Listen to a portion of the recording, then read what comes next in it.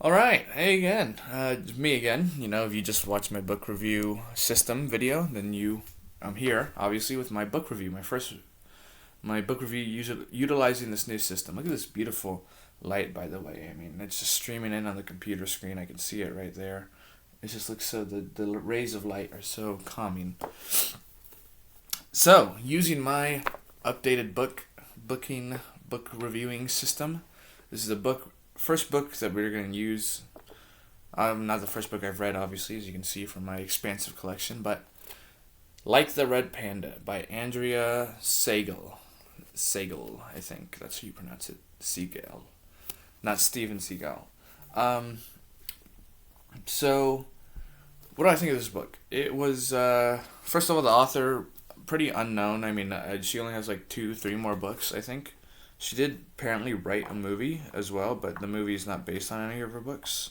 And I've never heard the book before, but I saw it in a little free library, and I like the synopsis. It's Stella is a girl we all know but rarely meet in fiction.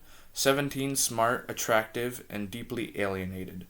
In this novel, she narrates her last 2 weeks of high school in Orange County, California. Here's what it is like to be a smart high school senior, already philosophically far away, but still expected to endure the absurdly intensive AP final exams, the cool posturing of the boys, and the unnecessary competitiveness of the girls.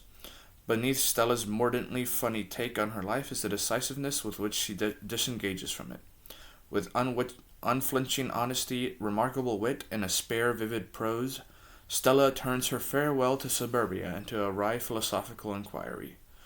So, this is basically her suicide note.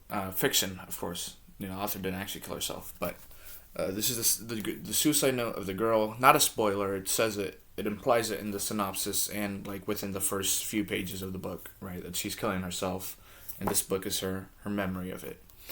Um, Overall, what do I think of it? First, the character. I really like the main character, the girl. I find a lot of her observations to be similar to mine. I mean, the synopsis, again, like I said in my last video, I'm pretty good at choosing books that I will probably like. And, I mean, I could really feel this, I could really relate to this. That's a big part of a good book, relatability, how much a person can relate to it. And I felt that a lot for any of us who are philosophically inclined. Um, you probably would definitely relate to this book and feel a lot of what she feels, and you would like, especially, I remember my senior year of high school where I was kind of already very alienated and disengaged from this really rung with me, this really resonated with me. So not to go through the individual things, characters, the main character is really well developed, her backstory is well developed, she has a good backstory, very tragic, I won't get into any spoilers. She is funny. She has witty remarks. Nice to read about. Maybe a little bit. I don't want to say shallow. Probably a little bit shallow on the material side. She's not. I don't know how to explain it without spoiling it, but yeah. But that's just kind of how it is. It's the realism of it. It's not like this perfect character, and she never attempts to be a perfect character. She never attempts to represent herself that way. Setting in suburbia, California. This is the part I really liked. Um, it reminds me of, it's like True Detective, this really broken down setting, but more suburban than True Detective. I I liked it because I heard about this book that I want to check out next called California Goth, and it's like a California goth aesthetic, gothic kind of California aesthetic. And this is weird thing that's been going around where people are making like True Detective esque observations on California because some parts of California are so dystopian, man. Like Los Angeles. Oh my gosh. Don't even get me started on Los Angeles. It's just so gothic and cruel and unforgiving.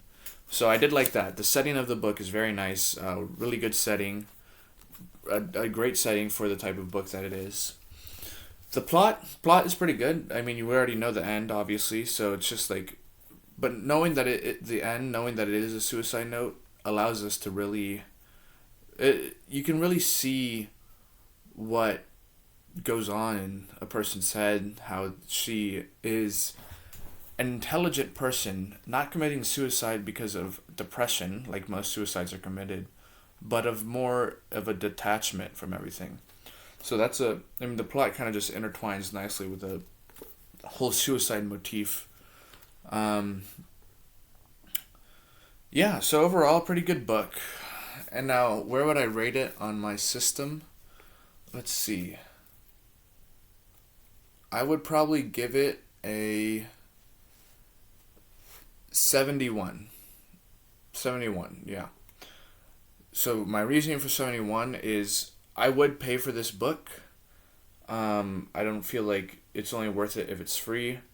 I would pay up to like $3, $4 for this book. Of kind of having like a little bit of foreknowledge, but not like having read it. I would be like, yeah, if I paid $4 or less, I would feel justified in my purchase. 71, I don't feel like it deserves above a 75. It wasn't that good, and there was some parts that I didn't like. It still kind of remains chick lit-ish, and it's supposed to be, one of the comments say, like, a welcome antidote to chick lit, and it certainly wasn't, chick literature. But there was still some aspects of it hidden there, and that's just not my type of thing. Nothing about me being a man. I've known a few girls that don't like chick lit either. I don't think it's exactly controversial to say that chick lit is not like a very popular genre. So not above a 75, but definitely I feel good about giving it a 71. I would not have feel bad if I paid money for this book. So, if you ever see it around, it's on sale, it's on clearance, and you need something to read, it's not a waste of time. It's definitely not a waste of time to check out this book. Like the Red Panda by Andrea Seigal.